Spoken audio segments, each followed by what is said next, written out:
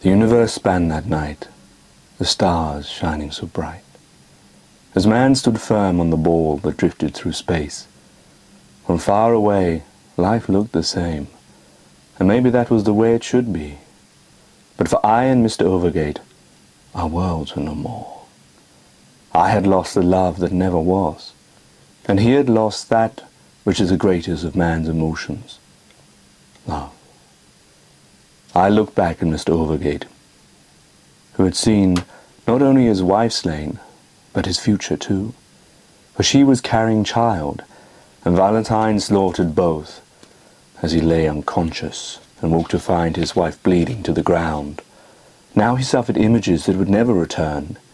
He never had the chance to see his wife die. He was robbed of any last moments that the two could share. Even the last glance that love has to offer might give a man enough to find the strength to muster on, but he had been robbed of even these. Mr. Overgate kept speaking as if to his wife next to him, for the patterns we all live are not easy to give up. He touched the floor beside him as if he held her hand so dear. He stroked the floor as if he was reassuring her.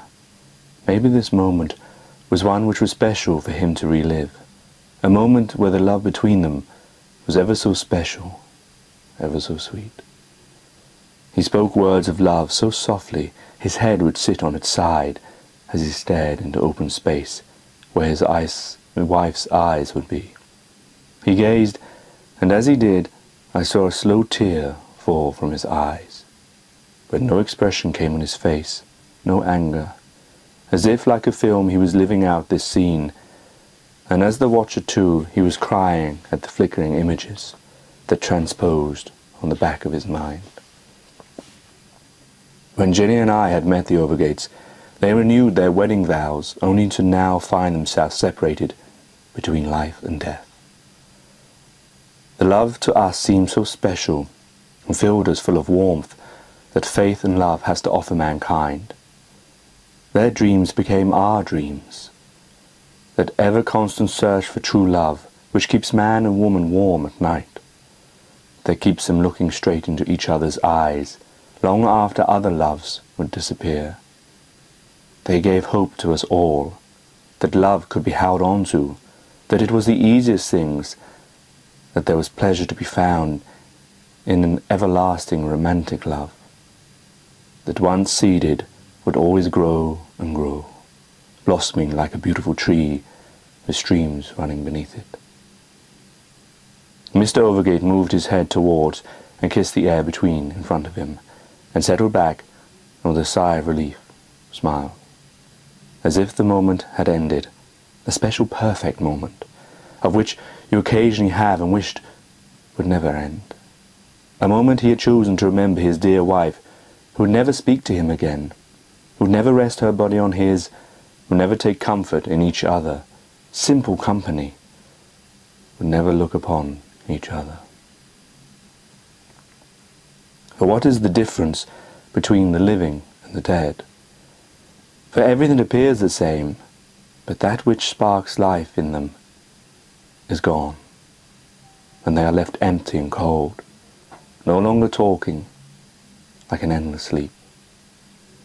I could well imagine that this couple's love was one where they would never spend a night away from each other, where any argument would be left with the night, where they'd spend hours just staring into each other's eyes and holding each other's hands and never wanting to let go.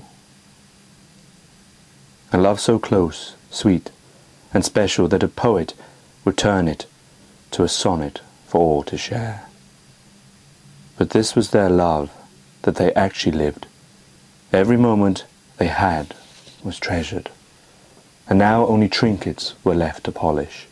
The box was closed, never to be opened again. Mr. Overgate sat back and put his head into his hands and began to sob, as he remembered his vision was only but that, and now he was back in the real world, again to suffer the pain of having a beautiful love taken away from him. He sobbed over and over again. Why? Why? In love, they say, it is important to be able to lose to win. But in his loss, there was nothing left for him to win.